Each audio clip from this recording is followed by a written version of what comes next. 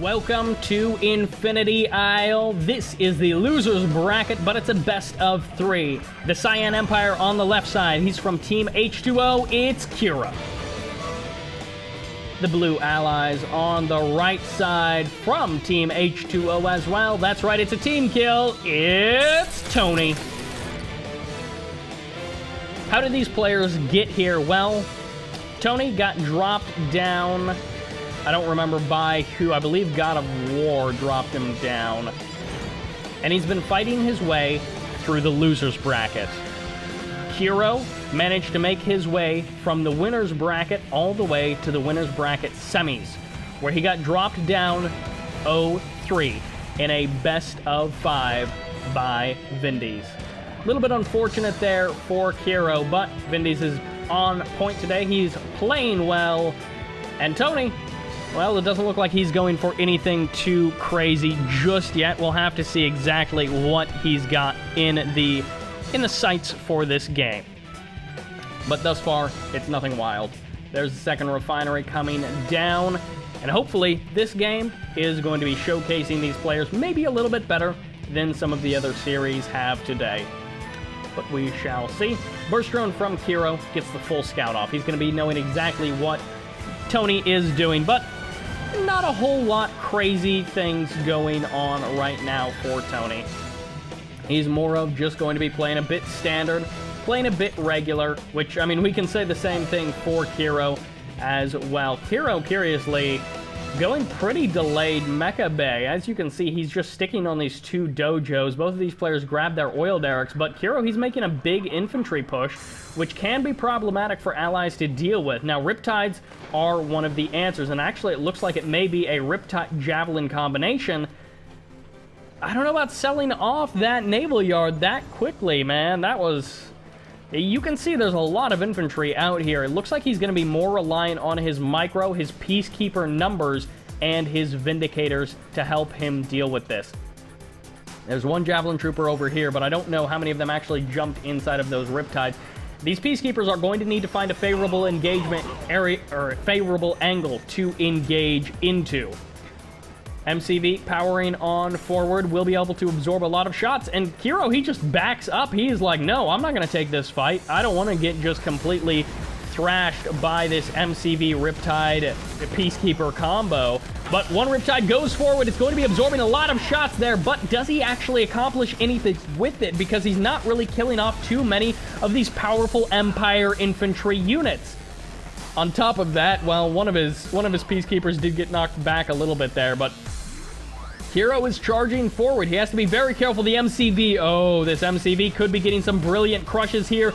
The humanity, oh, this is not going to be good for Vindies, or for Kiro, rather. He is going to be forced to split his units all over the place. And on top of that, these Peacekeepers are closing in from behind. Now, nice control from Tony. He's going to be keeping his Peacekeepers alive for now, but this will allow Kiro to escape. Kiro will be losing a couple more of those Imperial Warriors and these Vindicators. The bomb splitting is definitely good enough. He is able to clean up one of those Imperial Warriors. The MCV getting pulled back onto the front lines. And this has bought Kiro a lot of time, but I don't know if it was actually very effective.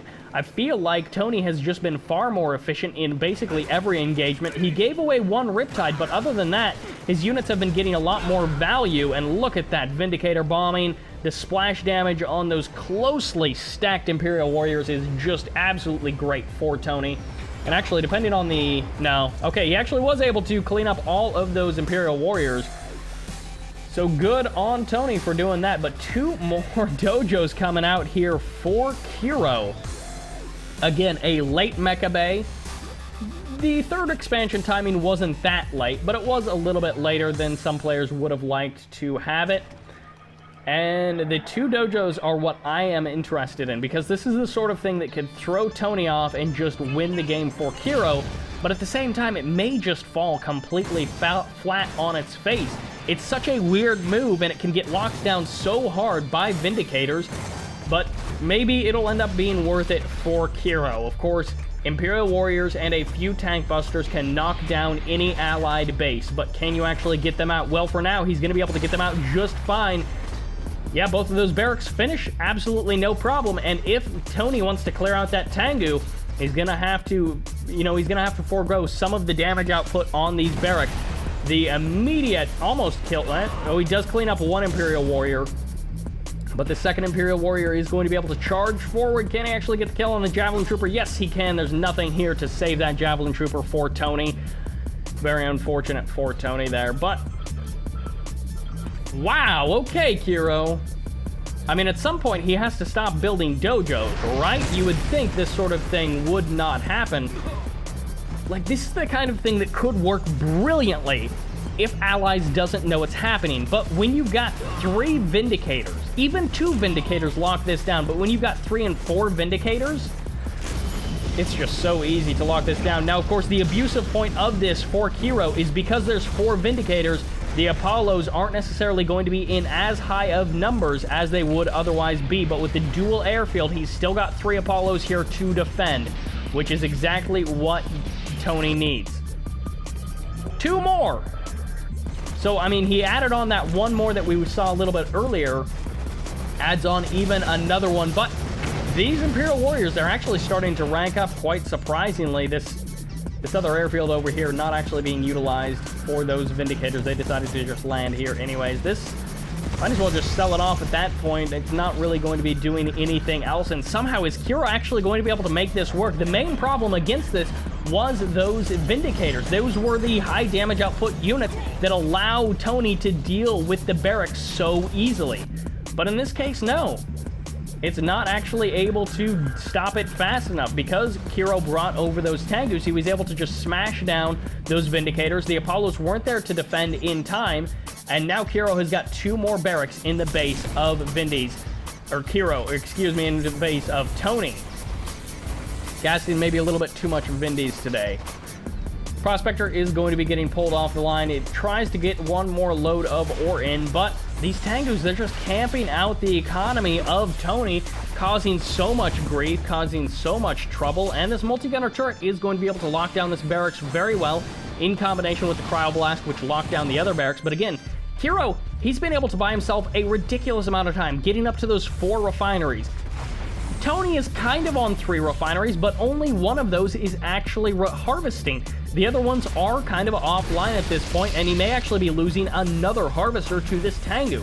No, it looks like it will be getting chased away. He wants to keep that elite Tengu alive rather than suicide it and try to get the kill on that harvester.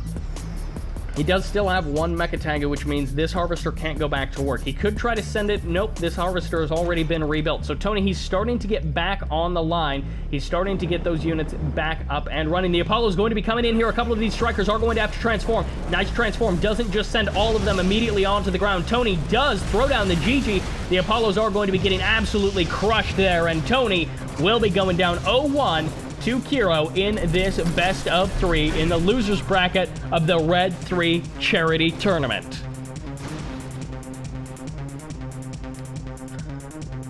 Kiro did not have necessarily the best kind of mid-game there. Like minutes probably 3 to 5, maybe 3 to 6 even. Bad for Kiro. But he caught out those Vindicators. He was able to eliminate the rest of them with his Imperial Warriors, which were just camping that airfield. Tony kept returning those Vindicators to that airfield. He didn't just sell it off and move all of his aircraft over to different airfields. I mean, there's a number of things that he potentially could have done he wasn't able to do, and that did indeed cost him the game. Welcome to Fire Island. Game number 2 of this losers bracket best of 3 is underway. From Team H2O, the Cyan Empire in the southwest position, it's Kiro. And in the northeast, also from Team H2O, it's a team kill. This man needs to make the 2-0 happen because he's down 0-1. It's Tony. Opens up with just the single racks, goes power plant after that. Some players do like to go refinery into naval yard after that power plant. Just stick with that 1 racks. Other players, like, say, Waff the Wolf, you're more likely to see a dual racks out of them. Sometimes it's a dual racks over here. Sometimes it's a split racks, 1 up in the north, 1 down here in kind of the more southern position. Kiro, on the other hand, he's more likely to go for the triple or quad dojo opener. Surprisingly now, he's just going dual. No, he went triple dojo. So there's the triple dojo. Now, he did go quad dojo. One of them is stuck down here, which is very unfortunate for him. Engineer. No, Tony, no! No, Tony! Keep it alive! No, Tony! In some cases, players will consider that basically game. They will say, hey, you lose your first engineer. High-level play. 500 credits down the drain. No way. It just puts you too far behind. You don't get that cash back. The risk is a little bit too much. Especially if you're rebuilding that engineer. That's now 1,000 credits down the drain.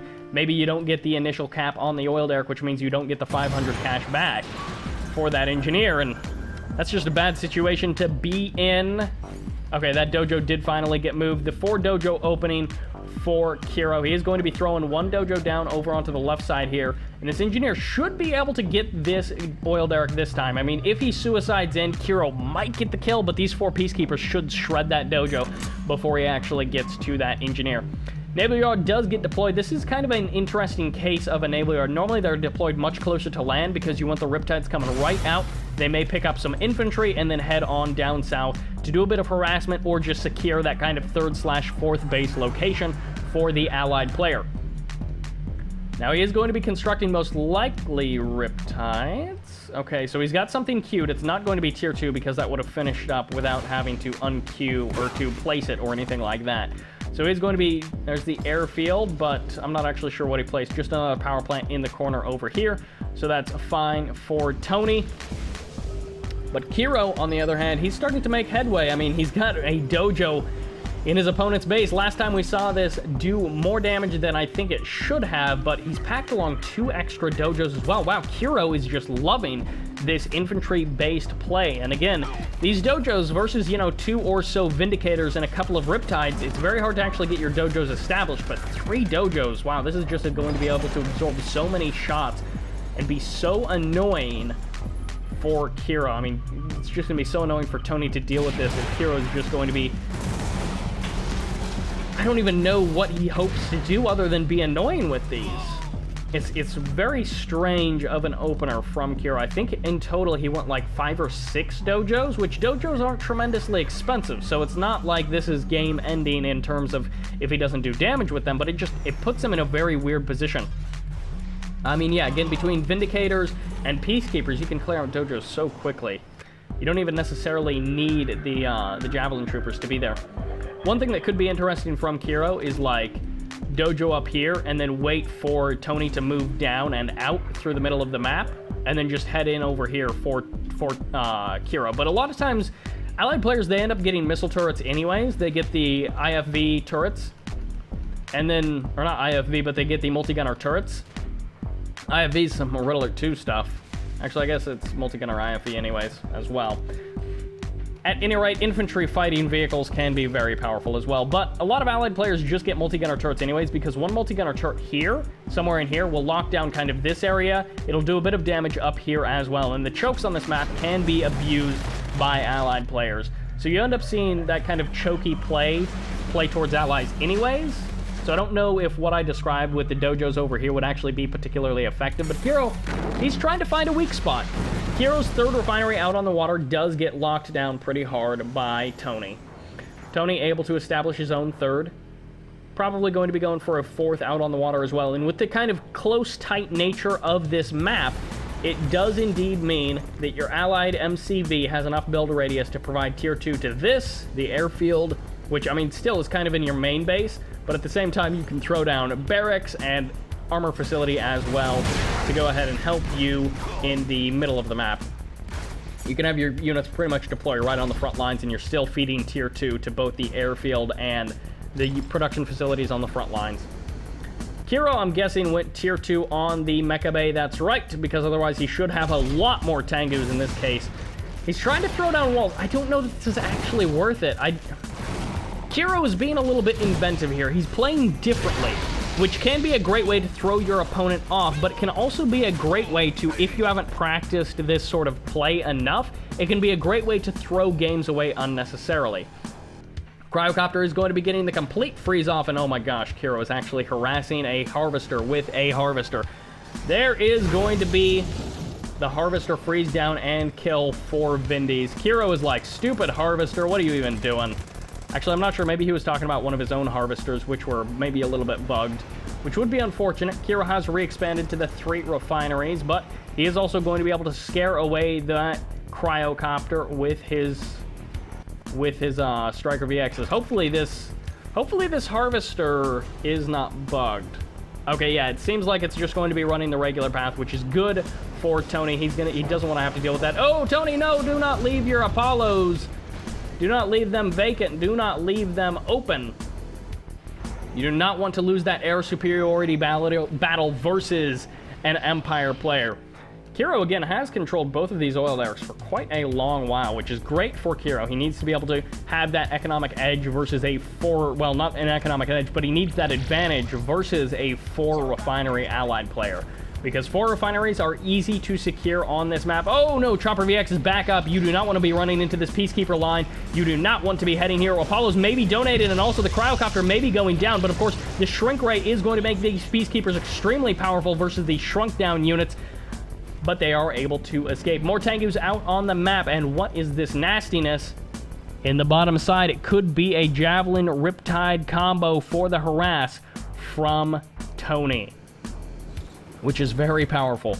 Some Empire players, they don't do the full wall off. They start to do the wall off, and then they're like, oh, I'm versus allies. I don't actually need to wall off because Vindicators fly over walls anyways. He doesn't even need Javelin Troopers. Oh my gosh. I thought he was going to actually freeze his own Riptide for a moment there. I was like, that would have been so funny. Chopper VXs will be able to deal with this quite handily. And I would like to see Tony either focus down these oil derricks or capture them back. He actually may be doing that with these laser-locked Javelin Troopers. Goodbye, Riptide. He got a couple of shots off on that Ore Collector, but really, versus those 4 Striker VXs, you can't possibly hope to do anything versus that. Cryocopter is going to be freezing down that oil derrick, eliminating it. Javelin Trooper on the left side, eliminating that oil derrick. And both... Oh, one Apollo again goes down. More donations to the Kiro Apollo Fund, which is where you just donate all of your Apollos that you don't want, which apparently is a lot of Tony's Apollos, unfortunately for him. Oh, one Cryocopter does go down. This is a huge amount of damage output potential for Kiro. He's going to be getting 2 Cryocopters. Even without points defense drones, he's going to be able to eat through these Apollo fighters. Goodbye, Apollo number 2. Where are the rest of the Cryocopters? Oh, you need to get on those Cryocopters. You need to chase them down, hunt them down, and kill them. Kiro, okay, Vindies is not in this map, but Tony, on the other hand, is going to be doing a much better job of defending his Cryocopters than he was doing a few moments ago. Goodbye, airfield. No more Cryocopter production for at least a little while, but all of the Tengus pretty much do get cleaned up. This one is able to escape. 3 of the Chopper VXs also survive. Clean up the power plants, Kiro. Just get what value you can. And at the same time, he can harass over here. Kiro is starting to go on the offensive. It looks like he did sell off his MCV, and he did actually capture that observation post as well. And killing off these 2 power plants is going to be very annoying. It may be enough to throw... Yeah, it's definitely enough to throw Tony into that low power mode, doubling his production times for everything, which is just so annoying to deal with. It also is pulling the entire army out of the... out of the defensive position for these Cryocopters. 3 Cryocopters have now gone down 1,600 times 3. I'm not sure what that is on air, but indeed, that is quite a lot of value for these Tengus. Now, donating Tengus, it's not what you want, but those Tengus have paid for themselves. Cleaning up this refinery. Oh, cleaning up the airfield as well. Another airfield kill will be nice, but you need to control your Striker VXs a little bit better than that, Kiro. He should just kill off this... Just kill off that refinery. Just go for the more secure kill. But he's going to be... Oh, he's going to be more relying on his... Oh, he does actually keep that low power mode. He's going to be more relying on his tsunami tanks, which gets some pretty nice crushes. Can Kiro actually do it? Can he 2-0 Tony? The Apollos have all but been eliminated. This Cryocopter is doing what it can, but the tsunami tanks are gone. Somehow, some way, Kiro is able to keep the rest of his units alive. The Apollos have now been rebuilt. This MCV, it does not get the crush on that Striker VX. The Striker VX is able to escape. And out here, this ore refinery is going to start taking damage from that tsunami tank. Cryocopter's getting the shrink, but that's just going to be helping these Striker VXs to escape. And again, the low power mode is not going to be necessarily game ending, but it's so brutal to have to deal with it. Tier 2 on this Mecha Bay. What else do you need as an Empire player? You don't need Refineries 3 or 4, apparently, and Kiro just needs to kill off this ore refinery. He's had so many opportunities to do this. I think he should just kill it off. He doesn't necessarily need to end the game right this moment. Catching out this Cryocopter is so great for Kiro. Can he actually get the kill? He can if he wants it. He does indeed want it. He transforms as well. 4 of the Tengus, at least, no, 5 of them do survive as well, and I mean, the 6th one did get taken out, but 5 of them are still on the ground, and with that honorable discharge, it means that even though they're getting taken out, they're taking a couple of lives with them. The 2-0 happens. Kiro will advance to the next round of the losers bracket, and Tony is out of the tournament. A thank you to Tony to participating, as well as all of the other folks who have been taking part in this tournament. We've seen some good games from them throughout this game. And actually, a little bit of a bug there. It actually shows Tony as the winner. Obviously, Tony did lose that game. And Kiro will be advancing. In just 10 minutes, that second game wraps up. And Kiro is your victor.